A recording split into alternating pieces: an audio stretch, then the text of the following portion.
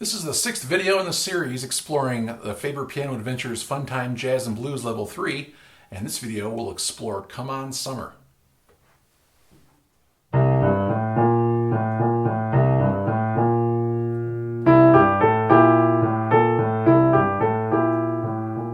So a couple of cool things about this tune. Number one, it has this roving bass line, right? Which mimics the bass player in a jazz ensemble. And then later in the B section, we get to play this fun chordal thing.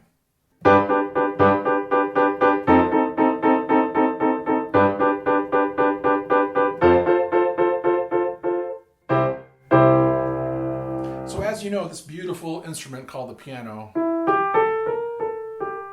can play lyrically or can play percussively.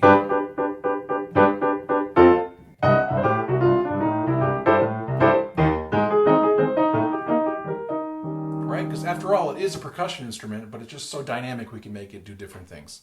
Well, in this session, we are going to play up the percussive aspect of the piano. Have fun with that. And to do that, we're going to use a jazz style that's also very percussive, and that's called boogie-woogie.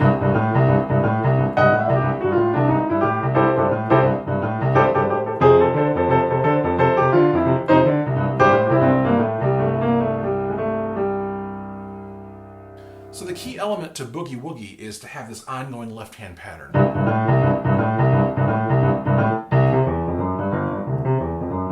there are many different types. In fact, you may have come across a couple of these tunes already in Piano Adventures, like the Aardvark boogie, for instance. So for Come On Summer, we're going to create a left-hand boogie at the B section.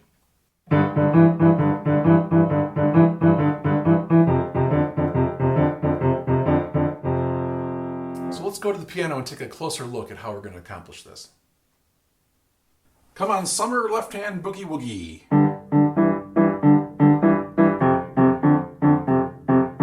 So I'm bouncing back and forth between a fifth and a sixth. First in a G position. Put my second finger on the fifth note of the G position to open my hand up a little bit. Then I can rock back and forth from a fifth to a sixth. F position. Again, the fifth note, use my second finger.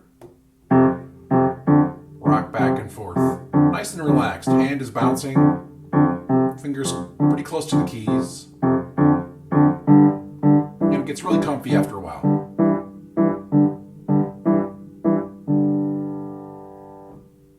Okay, after getting comfortable with your G position, fifths and sixths, and F position,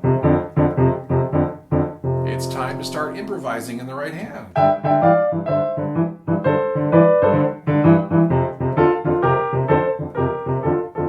Okay, and then what, you might ask, are we playing in our right hand? Because that can get quite complicated and there's a lot of coordination that's going on. Well, to make it easier, we limit ourselves to what we select. We're playing thirds only, first in the white keys. So that's any white key third.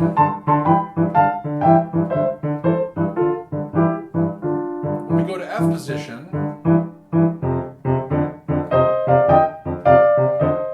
F position is going to get a little more specific. There we're going to use a C minor position and an F position. So let's go to the piano and look at those a little more closely.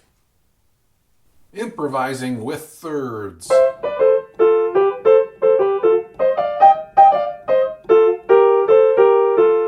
So what we're doing here is we're choosing 3 collections of notes for our thirds. The first collection, white keys. You can tell that every single third on the white keys sounds great with our G left-hand boogie-woogie position.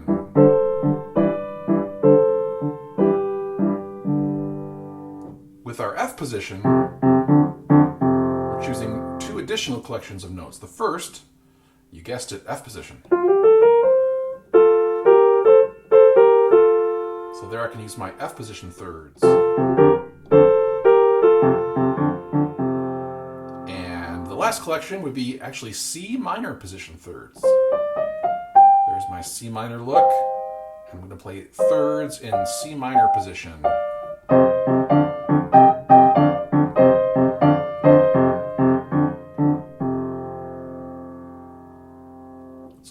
mechanics and the technique of this is that we put our fingers in a 5-finger position and we alternate our fingers.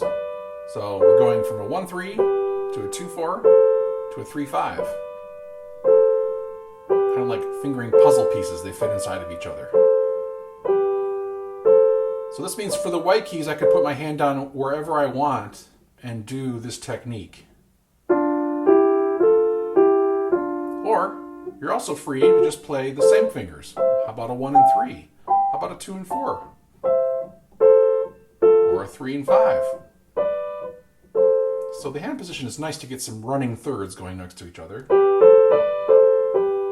But you can also bounce around in a relaxed way and play 1s and 3s or 2s and 4s, whatever you'd like. And of course, this will work in our other positions too. Here's F position. And my thirds work here as well. Using that every other fingering method. And then the last one, C minor position.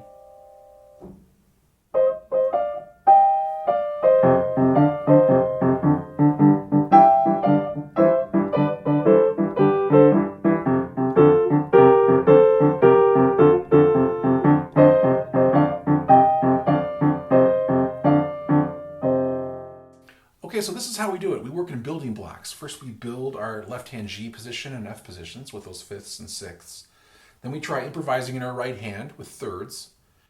First on the white keys, and then in our 2 positions for the F position, the C minor 5-finger position and then the F 5-finger position. Okay, so those are our building blocks. Then it's time to try to put it all together. Now the good news is, there's no constraint on the tempo. So play as slow as you want. For fun, I sometimes tell my students, I bet I can play slower than you can, right? But slowness helps us learn music really easily. The other thing is, we're not counting measures. Just when we're ready to switch, we switch. I'll go to F now. All right, how about C minor position? I think it's time to go back to G. Here I go. Take a little breather. Where am I? What am I doing? Oh yeah, white keys, thirds.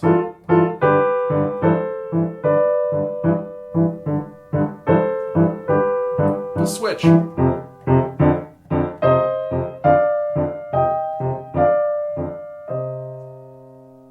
That way it's free and fun and not too difficult. When you work on improvisation, you always want to limit something so you can stretch and enjoy your creativity. You don't want to try to do it all at once or else it's just a little too overwhelming. So again, no tempo, any tempo. Connect whenever you want. You're not counting measures, you're not counting beats. You're letting your creative mind get to work on what you're choosing in your right hand. So you're sending all your brain power to that. All right?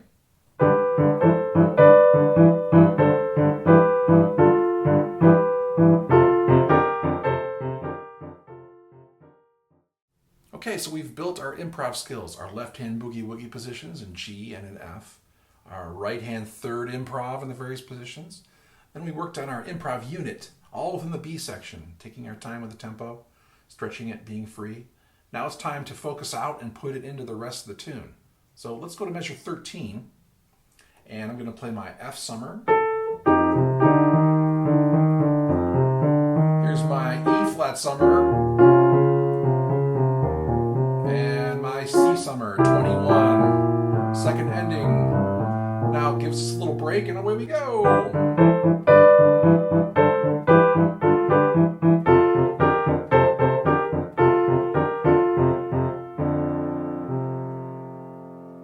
Now to get out of our improv section, all we need to do is pounce on measure 35 with that big C chord summer. All right, so I'm in the improv section. There's my G. Now from an F position, anywhere, you can just hit 35. Here I go. And away I go to the ending.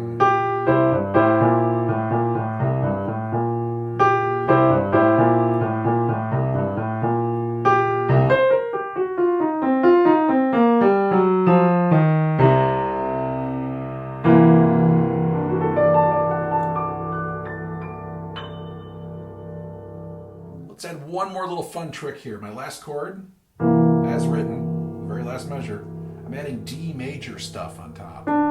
So D major position. You can play it as a chord or you can arpeggiate. It gives a nice little exotic, sparkly sound to it.